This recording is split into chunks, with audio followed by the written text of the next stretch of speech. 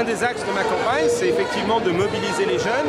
Aujourd'hui, il y a une génération Erasmus qui est aussi une génération précaire dans toute l'Europe. Et donc, je vais à la rencontre des jeunes dans les quartiers, dans les universités, à la sortie des Restos U, pour développer un certain nombre de propositions pour une Europe d'abord de l'emploi, de qualité, de la formation, pour que les jeunes aient un autre avenir que cette précarité. Nous voudrions que, y compris d'ailleurs pendant la formation secondaire, des lycéens, pendant la scolarité obligatoire, tous les jeunes aient la possibilité de participer au minimum, par exemple, à un trimestre dans un pays étranger.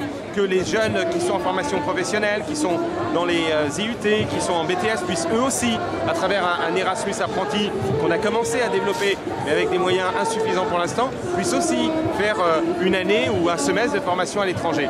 Voilà un certain nombre de propositions, mais d'une façon générale, je crois qu'il faut que cette nouvelle génération fasse de ce rendez-vous un grand rendez-vous politique pour peser sur l'avenir de l'Europe, pour que l'Europe soit porteuse de son projet de société, une société de solidarité, une société ouverte, multiculturelle et cohérente. Et pour cela, il faut que les jeunes votent massivement le 7 juin.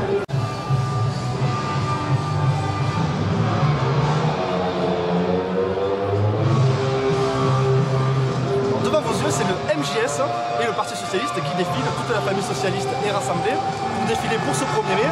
Nous, ce que nous voulons, c'est justement pouvoir, à travers ces manifestations, non seulement être aux côtés des salariés, mais aussi proposer des solutions. En matière de relance par la consommation, en matière de services publics, en matière de politique d'emploi, nous avons des propositions pour une croissance juste et pour une croissance verte.